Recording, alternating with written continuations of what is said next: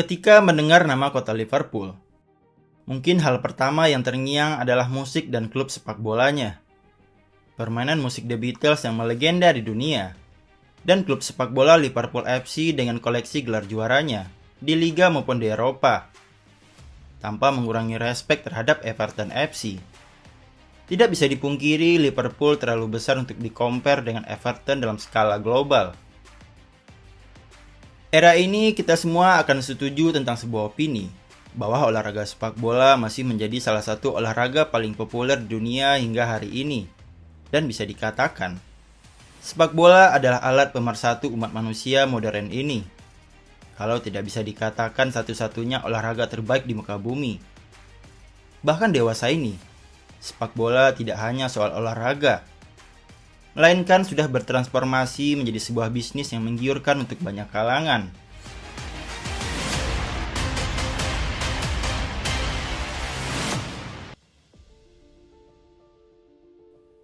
Jika kita melihat ke liga utama Inggris, liga yang dilabeli liga terbaik dan paling menarik di dunia, dengan segala gemerlapnya, yang pasti terbayang adalah kapitalisme sepak bola. Tapi siapa yang menyangka, pada kenyataannya, politik sayap kiri maupun kanan di Inggris juga berusaha berebut pengaruh dari klub-klub elit Inggris. Dan jika kita ingin bicara politik sayap kiri, maka lihatlah Liverpool. Sebuah riset yang menganalisa peta suara elektoral dari tahun 1983 sampai sekarang menyimpulkan 80% pemilih di kota ini selalu memberikan suara untuk partai buruh sayap kiri dan 20% sisanya untuk konservatif. Sementara itu, sebagian besar masyarakat Inggris mantap mengarah ke kanan. Dan hasilnya, terdapat jarak antara kota Liverpool dengan kota-kota lainnya di Inggris.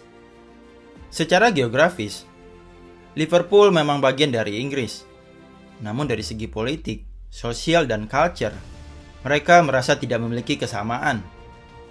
Liverpool adalah kota yang berbeda dengan kota-kota Inggris kebanyakan. Saat kota lain terisolasi dan memilih untuk tunduk pada tirani kerajaan, kota Liverpool dengan masyarakatnya memilih jalannya sendiri. Dari sana, Liverpool baik sebagai kota maupun klubnya selalu dikucilkan di daratan Inggris, baik itu oleh klub rival maupun oleh pemerintahnya sendiri. Bahkan kota Liverpool dianggap musuh besar dan kerap diperlakukan tidak adil oleh orang-orang konservatif Inggris. Soal perlakuan buruk pemerintah Inggris terhadap kota Liverpool, mungkin kebijakan Margaret Thatcher, Perdana Menteri Inggris pada era 80-an, salah satu yang bisa menjadi contoh. Terasingkannya kota Liverpool.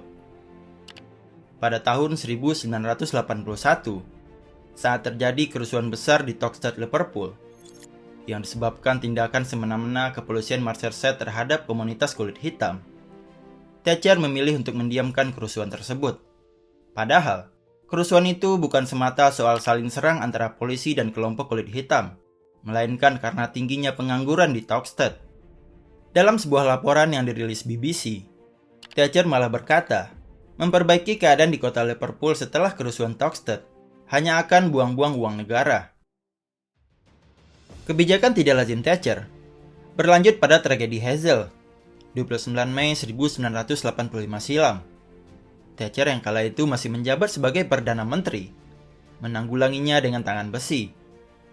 Thatcher menerapkan kebijakan yang mengharuskan setiap pendukung klub mesti memiliki semacam kartu identitas supporter jika mereka ingin masuk ke dalam stadion.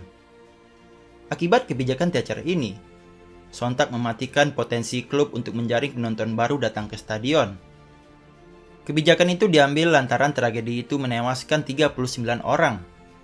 Saat itu tengah berlangsung pertandingan final Piala Champions antara Liverpool kontra Juventus. Thatcher menuding para pendukung Liverpool sebagai biang terjadinya petaka. Akibat dari tragedi Hazel, UEFA menjatuhkan hukuman kepada sepak bola Inggris, berupa larangan ikut serta dalam segala ajang sepak bola Eropa selama 5 tahun. Bukannya menentang UEFA, Thatcher malah langsung menyetujui dan mendukung keputusan tersebut. Para pengamat sangat menyayangkan keputusan dari Thatcher, karena menurut mereka, era tersebut semestinya menjadi masa keemasan bagi sepak bola Inggris. Kemudian larangan itu akhirnya berakhir pada tahun 1990. Tragedi Hillsborough. Puncak kebencian pendukung Liverpool terhadap Thatcher adalah saat terjadinya tragedi Hillsborough pada 15 April 1989. Di Hillsborough, stadion milik Sheffield Wednesday kala itu, dihelat partai semifinal FA Cup antara Liverpool kontra Nottingham Forest. Karena crowd control stadion yang buruk, 96 pendukung Liverpool yang berada di tribun Lepingslane tewas berhimpitan. Selama kurun waktu 20 tahun lebih, pada akhirnya terkuak juga kebenaran bahwa memang terjadi penutupan fakta dengan sengaja. Ternyata memang ada faktor kelalaian oleh pihak kepolisian yang bertugas kala itu. Namun di laporan akhir pasca kejadian, nama unit kepolisian South Yorkshire tetap bersih. Thatcher tetap bersekuku bahwa penyebab utama kejadian adalah ulah pendukung Liverpool itu sendiri. Kontan hal itu menunjukkan bahwa Thatcher memang tidak mempunyai nurani di hadapan keluarga dari 96 korban tragedi Hillsborough. Salah satu teori yang menyimpulkan mengapa Thatcher bersikeras mempertahankan argumennya adalah bahwa ia berutang jasa pada kepolisian South Yorkshire. Penyebab utama kemurkaan publik Liverpool pada Thatcher tak lain dari kesimpulan investigasi pemerintahan Thatcher itu sendiri. Mereka berkesimpulan bahwa tragedi Hillsborough terjadi karena ulah para pendukung Liverpool yang mabuk dan berbuat onar. Tindakan Margaret Thatcher, seperti menyalahkan para Liverpoolian, membuat para pendukung Liverpool menyimpan bara dendam berkepanjangan, yang kemudian menasbihkan sebuah presentasi bagaimana Liverpool menjadi klub sepak bola Inggris dengan cara yang sangat tidak Inggris. Setelah kejadian itu, holiganisme di Inggris dan kebencian pendukung Liverpool pada Thatcher mencapai titik akumulasi akut. Liverpool kota nelangsa. Puluhan tahun selepas Thatcher Lancer, label Liverpool sebagai musuh besar orang-orang konservatif bukannya memudar, tapi malah kembali menguat setelah Boris Johnson terpilih menjadi Perdana Menteri Inggris pada Juli 2019, yang ketika itu menggantikan Theresa May. Jika ditelisik lebih jauh, para pendukung Liverpool punya sejarah panjang bermusuhan dengan Johnson. Pada tahun 2004, Johnson sempat melabeli Liverpool sebagai kota nelangsa akibat dari timpangnya perekonomian di sana. Perkataan yang bikin kuping menjadi merah bagi para pendukung Liverpool di kotanya. Liverpool dengan warna merahnya memang identik dengan perlawanan. Pada saat laga Community Shield musim 2019 yang mempertemukan Liverpool kontra Manchester City, lagu kebangsaan God Save the Queen disoraki fans Liverpool. Karena menurut para pendukung Liverpool, liriknya dinilai tidak masuk akal. Untuk apa hormat sama orang yang dilahirkan penuh kekayaan, kekuatan, dan hak istimewa, padahal cuma keberuntungan genetika belaka. Sudah menjadi rahasia umum, kalau Liverpool adalah klub yang paling dibenci di daratan Inggris. Saat Manchester United, Chelsea, Arsenal, hingga Manchester City gagal menjadi juara, para penggemar mereka akan ikhlas menyebut tim mana aja boleh menjadi juara, asalkan bukan Liverpool. Namun Liverpool dan Liverpoolian di kotanya, maupun dekopites di berbagai belahan dunia, barangkali tidak akan pernah menggubris pandangan tidak mengenakan tersebut. Bagaimanapun Liverpool memang berbeda. Lewat perjalanan panjang bersejarah, politik memang sudah mengakar di dalam budaya Liverpool. Jadi jangan heran, selalu ada koneksi antara kehidupan politik warga Liverpool dan klub sepak bola kebanggaannya. Kedikdayaan Liverpool di masa lampau memang tak lepas dari buah tangan orang-orang sosialis. Mari kita kenang jasa Bill Shankly, seorang sosialis dari Skotlandia yang menjadi manajer Liverpool selama 15 tahun. Shankly menanamkan nilai-nilai sosialisme, seperti kesetaraan, persaudaraan, kerjasama, solidaritas, persatuan, dan lain sebagainya, ke dalam jiwa klub yang berdiri pada tahun 1892 ini.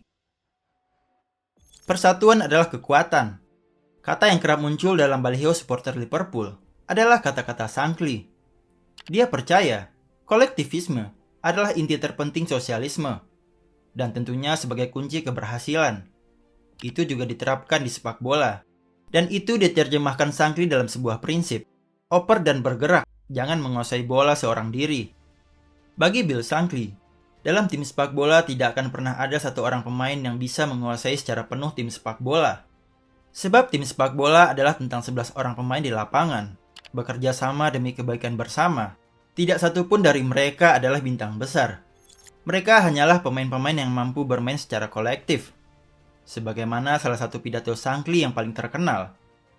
Sosialisme yang saya percayai adalah setiap orang bekerja sama untuk mencapai tujuan yang sama, dan setiap orang saling berbagi apa yang didapatkannya. Itulah bagaimana saya melihat sepak bola, serta bagaimana saya melihat hidup. Liverpool pun tampaknya akan terus menggunakan pernyataan itu sebagai mantra ampuh untuk melawan hal-hal yang bertentangan dengan prinsip mereka. Tidak peduli apa kata orang, tidak peduli seberapa besar mereka harus menanggung kebencian. Mereka akan terus melangkah dan melaju dengan solidaritas dan kerjasama, bukan hanya dalam berpolitik, tapi juga dalam pertandingan sepak bola. Shankly sukses menanamkan benih kejayaan di Liverpool, memulai dari Divisi 2 Liga Inggris, hingga menjadi raja di kompetisi Eropa menjadi sebuah bukti bagaimana pandangan sosialisme yang ia yakini berhasil ia terapkan dalam sepak bola. Boleh jadi, paham You'll Never Walk Alone merupakan ejawantah paling sukses dalam ide sosialisme yang begitu mengakar di kota Liverpool.